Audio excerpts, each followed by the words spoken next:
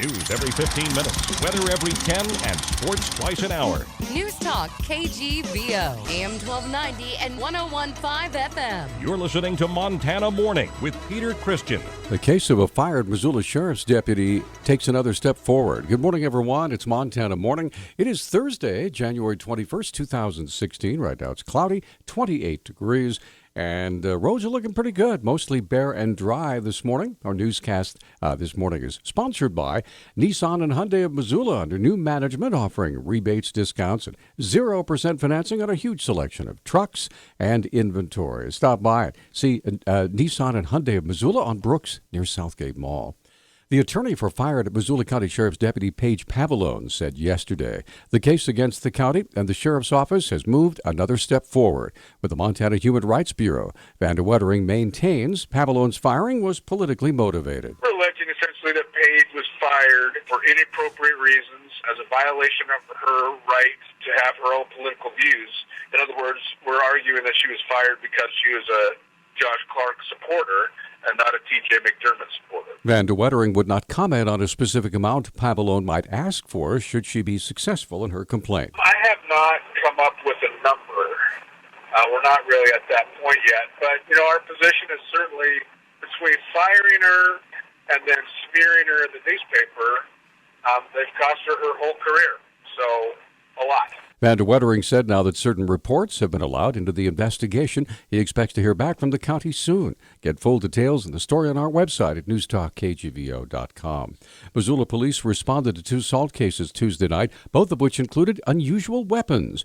Police Public Information Officer Travis Welsh has more. Last night, call came in about 6:15 in the evening to the 1400 block of West Broadway. Officers were called to the report of a disturbance where one male actually struck another male with what was described as nunchucks and threatened to beat up another person, and this all apparently resulted after a dog bite. Welsh said the dog bite was not too severe. Animal Control may investigate the dog bite at a later time. In the meantime, one man has been taken into custody. Arrested was 49-year-old Deland Wood for 2 counts of assault with a weapon by hitting the one male and threatening the female.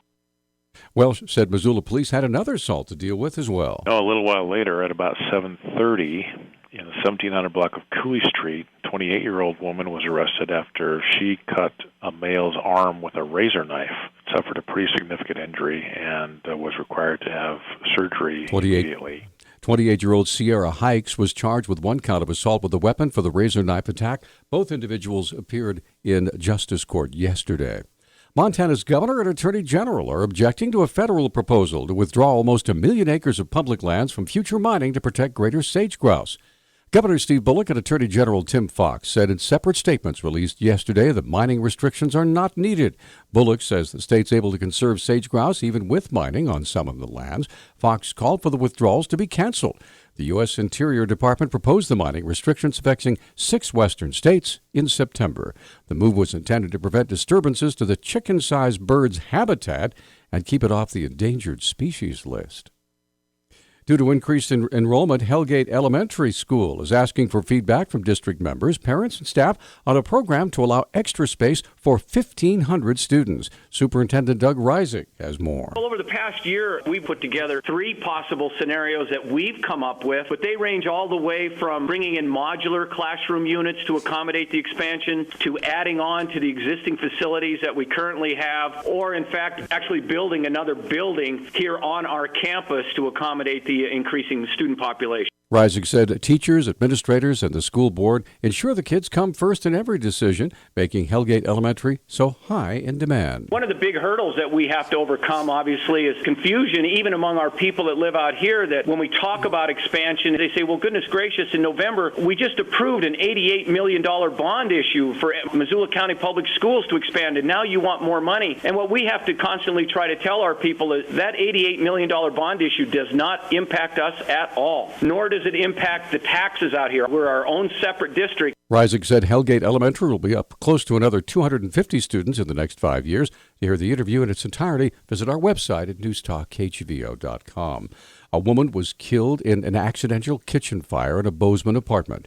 Deputy Fire Chief Greg Maygard told the Bozeman Daily Chronicle that someone walking a dog reported the fire at about 5 o'clock Wednesday morning. First responders found the woman in a room near the kitchen. They performed CPR, but were unable to revive her. The woman's name has not been released. According to NOAA, that's the National Oceanic and Atmospheric Administration, 2015 was the warmest year since records began being kept in the 1880s. Bob Nestor with the National Weather Service in Missoula recalled the extreme heat that came early in the summer. We can all remember May and June, how extremely hot that was. In fact, June was almost warmer than July, which was kind of, for the most part, unheard of. In Missoula, we recorded 3 100-degree days in June. In the previous 120 years, we'd only had one. Nestor said a massive El Nino system has been responsible for the record warmth. That jet stream that normally rides further to the north, a little bit further south. California and the southern tier of the U.S. usually get wetter during the winter months. For the most part, in the northern Rockies, over a 5 or 6 month season, generally less precipitation than normal. Nestor said forecasters believe the El Nino patterns will fade by this spring, and more normal weather will return to Montana for the remainder of 2016. A Louisiana company has asked a federal judge to block government plans to cancel a long-stalled federal energy lease on land considered sacred to American Indians. The Interior Department announced in November it plans to cancel the 6,200-acre lease near Montana's Glacier National Park because it was improperly issued in 1982. It's owned by Solonex, LLC of Baton Rouge, Louisiana. Supporters of changes to the federal coal leasing program are speaking out, saying taxpayers should be getting a much higher return on coal mined from federal land. Dan Bucks, retired Director of Revenue for the state of Montana, said there's a lot of long-standing questions that still need to be answered. How does Interior ensure that they're getting a fair return for the taxpayer? Is there a way for the public to participate in an open leasing process? And are there ways of accounting for climate change impacts in the process of leasing coal? Critics worry the changes will reduce coal production and cost jobs, but Bucks says the feds have already signed leases that will maintain coal production for the next 20 years. It's really an opportunity for Montanans who either support or have questions about coal. It gives them all an opportunity to have a say. There will be public meetings this spring about revising the leasing program. Our News Talk time now is 6:12. News Talk, KGVO. Missoula's official weather station. Mostly cloudy to cloudy skies today with isolated snow showers. Highs top out in the mid to upper 30s. Tonight will drop back into the mid-20s. Isolated showers possible with unsettled weather through the weekend. I'm meteorologist Brooke Foster for KECI 13.